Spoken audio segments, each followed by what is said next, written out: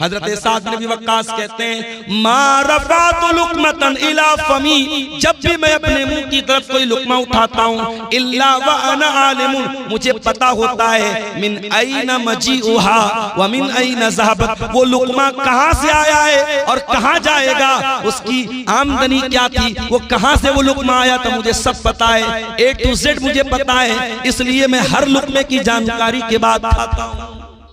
अल्लाह, ये थे सहाबा जो एक लुकमा भी अगर मुंह में डालते थे तो इस बात की परवाह करते थे मैं हलाल तरीके से खा रहा हूं या हराम तरीके से खा रहा हूं। यहां तो बड़ी बड़ी बिल्डिंगें हराम कमाई की बन गई, यहां तो हराम कमाई से बड़े बड़े अंपायर खड़े हो गए, बड़ी बड़ी बिल्डिंगें बना के रख दी, लाखों करोड़ों का बैलेंस बना के रख दिया। वो लोग अल्लाह को क्या हिसाब देंगे, हम जरा बता दो। दूसरे का माल नाजायज तरीके से अगर हमने खाया है अल्लाह को हिसाब देना पड़ेगा। माल से बेहद मोहब्बत करता है, इंसान को दौलत से बहुत प्यार है, और दौलत से जब बहुत ज्यादा इंसान प्यार करता है तो वो भूल जाता है कि हलाल क्या और हराम क्या। अल्लाह ने फरमाया सूरह आल इमरान के अंदर ज़ुय्यिना लिन्नासि हुब्बुश शहवाति मिनन निसा वल बनीना वल क़नातीरिल मुक़ंतरति मिनज़ ज़हबि वल फ़िद्दा वल ख़ैलिल मुसव्वमति वल अनआमि वल हर्थि। अल्लाह ताला ने 6 चीजों का नाम दिया। ओ लोगों, तुम्हारे लिए अल्लाह तबारक व तआला ने तुम्हारे दिलों के अंदर मोहब्बत डाल दी है। मिनन निसा, औरत की मोहब्बत डाल दी है। औरत की मोहब्बत, शादी हुई, इंसान अपनी बीवी से मोहब्बत करता है, बीवी की मोहब्बत डालता है। वल बनीन, और अल्लाह ताला ने औलाद की मोहब्बत भी तुम्हारे दिलों में डाल दी है। इंसान अपना नुकसान तो सह सकता है, अपने बच्चों का नुकसान नहीं सहता है।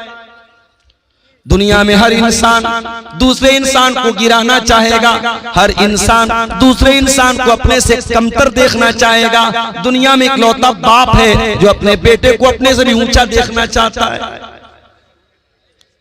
वल बनीन, औलाद की मोहब्बत तुम्हारे दिलों के अंदर डाल दी गई। वल क़नातीरिल मुक़ंतरति मिनज़ ज़हबि वल फ़िद्दा, और ऐ मेरे बंदो, अल्लाह ताला ने सोने चांदी की मोहब्बत भी तुम्हारे दिलों के अंदर डाल दी है। रुपये पैसे की मोहब्बत, धन दौलत की मोहब्बत, सोने चांदी की मोहब्बत भी तुम्हारे दिल में डाल दी गई। उसके बाद फरमाया वल ख़ैलिल मुसव्वमति, और अल्लाह ताला ने उन घोड़ों की मोहब्बत भी तुम्हारे दिल के अंदर डाल दी है जो घोड़े बड़े उम्दा होते हैं, जो निशान ज़दा घोड़े होते हैं, जिन घोड़ों के ऊपर निशान लगाया जाता है। अरब में घोड़े की बड़ी वैल्यू थी, और घोड़े में भी जो घोड़ा निशान ज़दा घोड़ा होता था, जिस पर बाकायदा अलामत रहती थी, सिंबल रहता था, उस घोड़े को बड़ा ऊंचा माना जाता था। उस जमाने की सवारी घोड़ा था। आज की सवारी फॉर्च्यूनर है, आज की सवारी स्कॉर्पियो है, आज की सवारी बुलेट है। तो सवारी की मोहब्बत भी इंसान के दिल में डाली।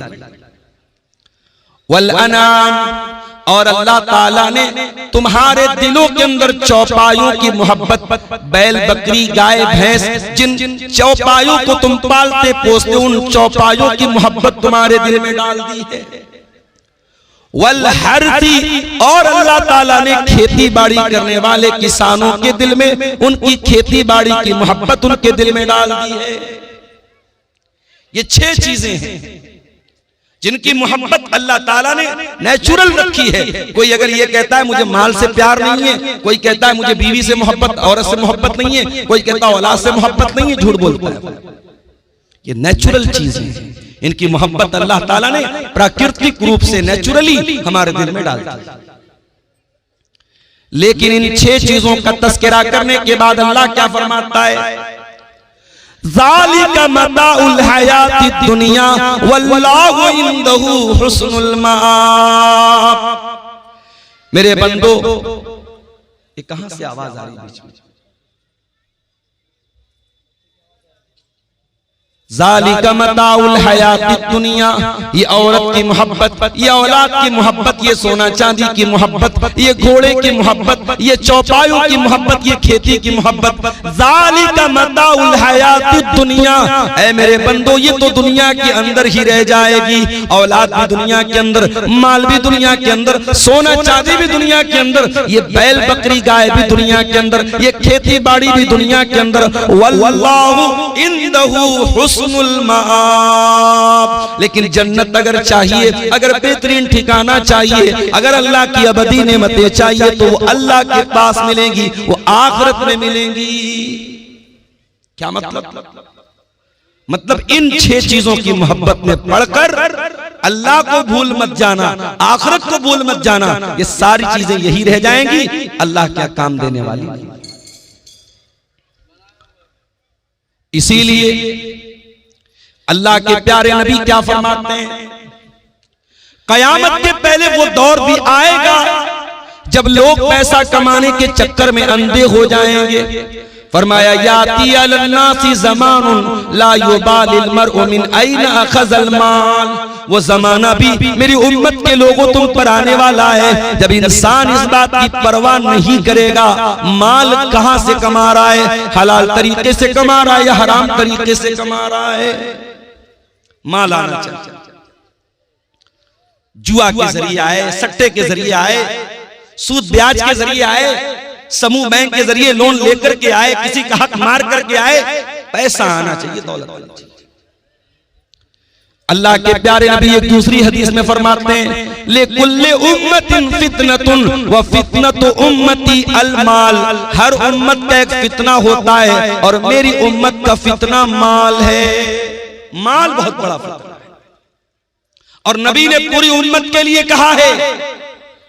इसमें उम्मत के उलमा भी आ गए, इसमें उम्मत के जाहिल लोग भी आ गए, उम्मत के हर तबके के लिए माल फितना है। माल आजमाइश है, माल कमाने के चक्कर में अगर इंसान अल्लाह से नहीं डरेगा हराम माल भी उसके घर में आ जाएगा।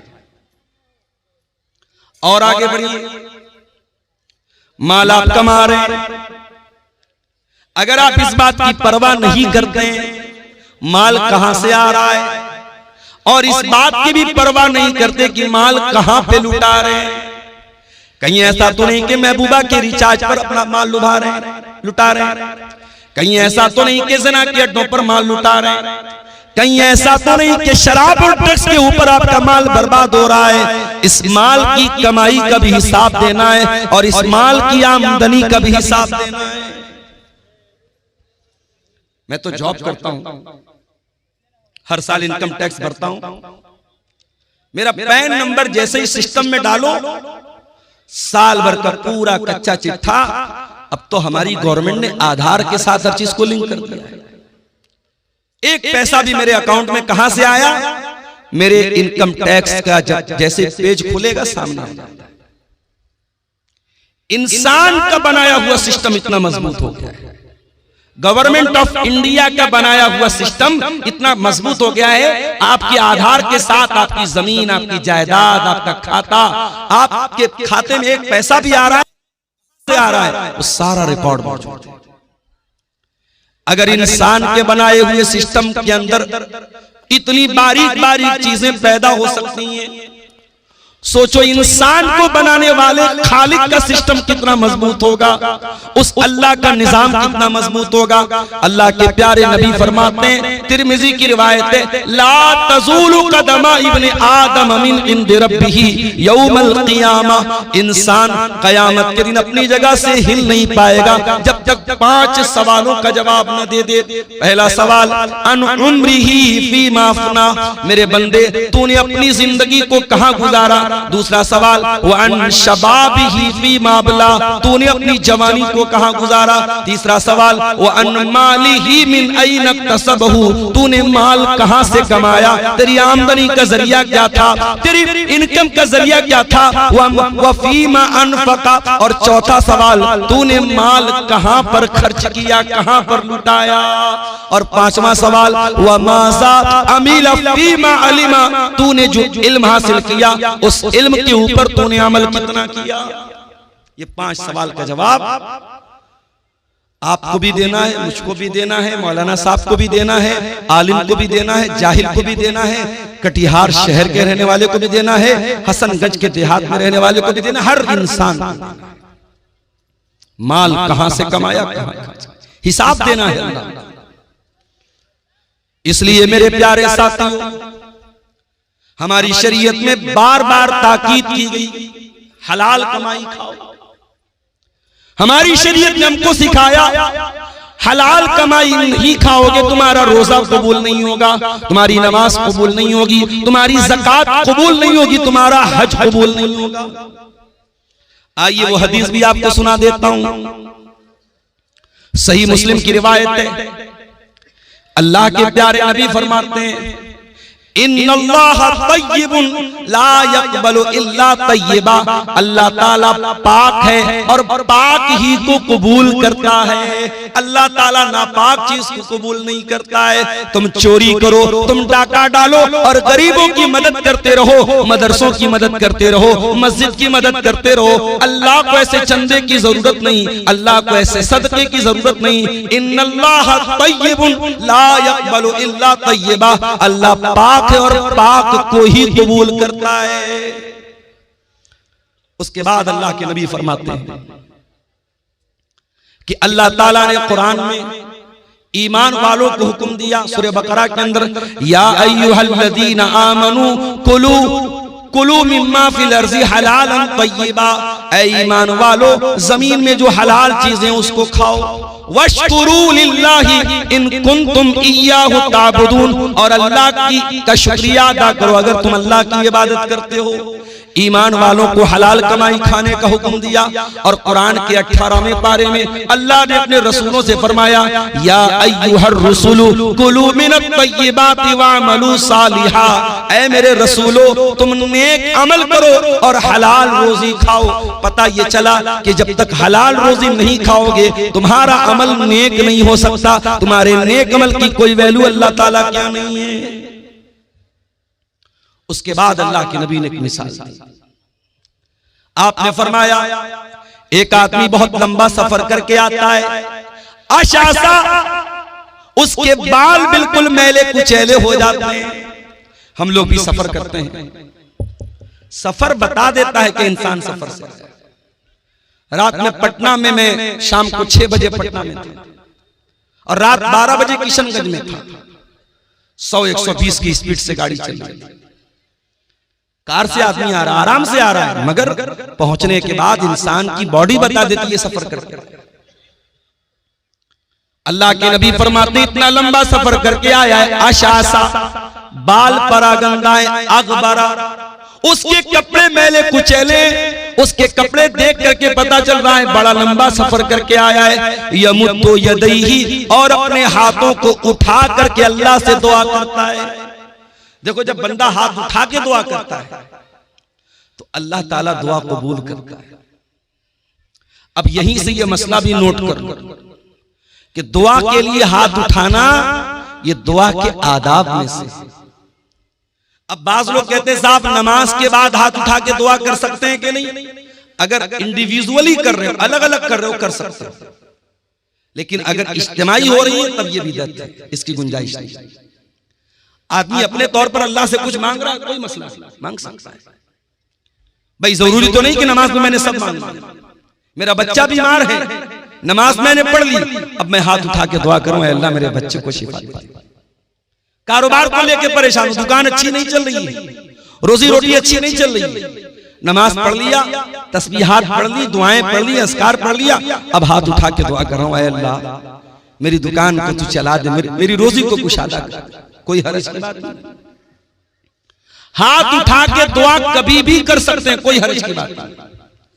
बल्कि हाथ उठा के जब बंदा दुआ करता है, अल्लाह के प्यारे नबी फरमाते हैं, इन्नल्लाह हय्युन करीमुन, अल्लाह ताला हया वाला है, अल्लाह ताला करम वाला है। जब बंदा अल्लाह की बारगाह में हाथ उठा के दुआ करता है तो अल्लाह ताला को हया आती है कि बंदे को खाली हाथ कैसे लौटाए। अल्लाह बंदे को खाली हाथ नहीं लौटाता। दुआ के लिए हाथ उठाना ये दुआ के आदाब में से है।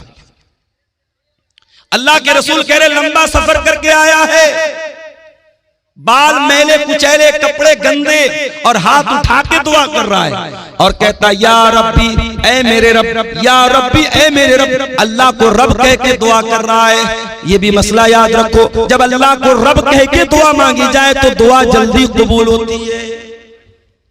एक तो मुसाफिर है, मुसाफिर की दुआ जल्दी कबूल होती है।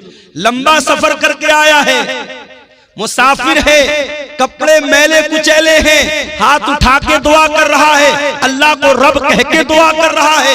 यानी कबूलियत के कई असबाब और कबूलियत की कई चीजें इकट्ठा हो गई हैं। लेकिन अल्लाह के नबी फरमाते हैं व मतामुहु हराम व मशरबुहु हराम व मलबसुहु हराम व गुज़िया बिल हराम फअन्ना युस्तजाबु लिज़ालिक। ऐ मेरे सहाबा, उसका खाना हराम कमाई का, उसका पानी हराम कमाई का, उसका कपड़ा हराम कमाई का, उसकी परवरिश हराम कमाई की। फअन्ना युस्तजाबु लिज़ालिक। ऐसे इंसान की दुआ कैसे कबूल होगी? हराम खाने वाले की दुआ कबूल नहीं होगी मेरे भाई। रोते रहे हम। आसाम से आए हैं मुनव्वर हुसैन आसामी से, पूछा मैंने वहां के हालात, बयान नहीं कर सकता क्या हालात। जुल्म की बहुत सारी दास्तानें शायद हम तक और आप तक पहुंचती भी नहीं है। जिनको कलम लिख नहीं सकते, जबानें बयान नहीं कर सकती, वो जुल्म आज हो रहा। फलस्तीन के शहर गाजा में क्या हुआ? छोटे छोटे बच्चों के कैसे चिथड़े बने, और यहां इमाम हरम दुआ कर रहे हैं। रमजान में रो रो के दुआएं हो रही हैं, इंडिया के चप्पे चप्पे में दुआएं हो रही हैं। ये दुआएं क्यों कबूल नहीं हुई? क्योंकि हमने ये देखना बंद कर दिया कि हमारी कमाई हलाल है क्या। अल्लाह के नबी के एक सहाबी हैं, नाम नोट कर लो, साद बिन अबी वक्कास। अभी पूछो, इतना बड़ा मजमा है, अब्दुल गफ्फार साहब आपकी हर तकरीर सुनता हूं, आपके साथ सेल्फी लेने का बड़ा शौक है,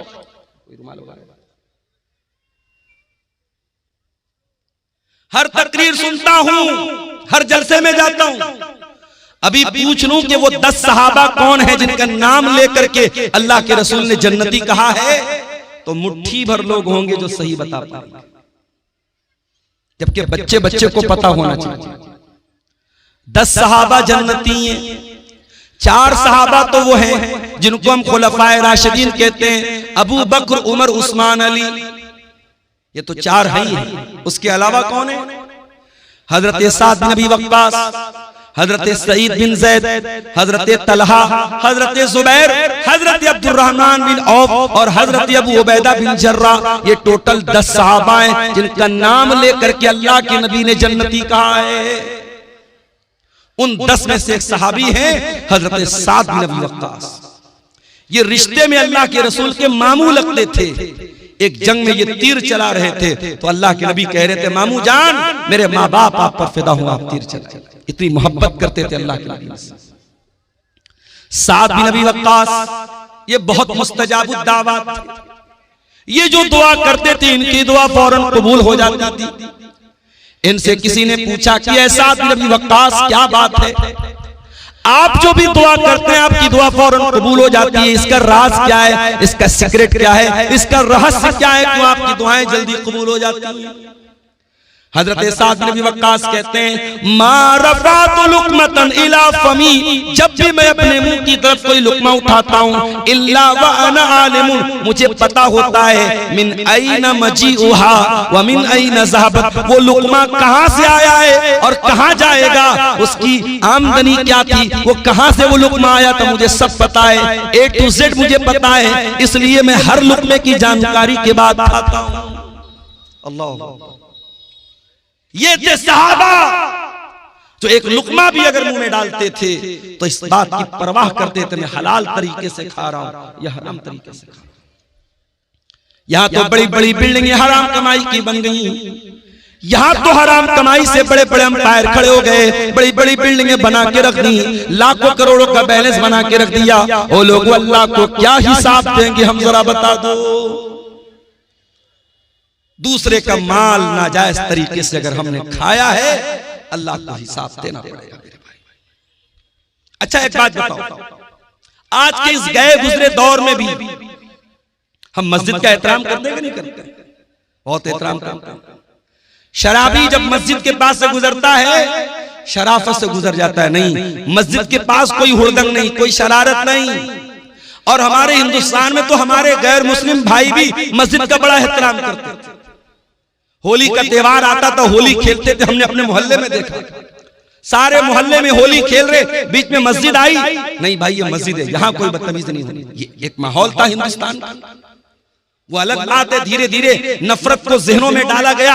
अब तो बाकायदा मुसलमान की मस्जिद पर दूसरे मजहब का आदमी अपना झंडा लगाने की कोशिश करता है और मस्जिद के सामने गाली गलौज भी हो रहा है और भड़काऊ नारे भी लगाए जा रहे हैं, हालात खराब किए जा रहे हैं। मगर मस्जिद का एहतराम गैर मुस्लिम भी हमारे देश में करता था और करता है। मस्जिद का एहतराम हम सब करते हैं। मस्जिद से भी बढ़कर के एक मुसलमान की जान, एक मुसलमान का माल और एक मुसलमान की आबरू की अहमियत है मेरे भाई। आइए बुखारी की वो हदीस आपको सुनाता हूं। हदीस के रावी कौन? अब्दुल्ला बिन अब्बास। अब्दुल्ला बिन अब्बास कौन है? नबी के चचा के बेटे हैं, 8 साल के बच्चे हैं। रात में जब अल्लाह के नबी तहज्जुद के लिए उठा करते थे, अब्दुल्ला बिन अब्बास आते थे और वजू का पानी ला के रख देते थे। ओ लोगो, तुम्हारे मोहल्ले में उलमा आते हैं, तुम्हारे गांव में उलमा आते हैं, तुम्हारे इलाके में जमात के बड़े बड़े उलमा आते हैं, कम से कम अपने छोटे बच्चों को उलमा से मुलाकात के लिए लेकर के आया करो, उनको उलमा का एहतराम तो सिखाया करो, उनके दिल में उलमा की मोहब्बत तो डाला करो। नबी रात में उठते हैं, तहज्जुद की नमाज के लिए उठते हैं और वजू का पानी लेकर के कौन आता है?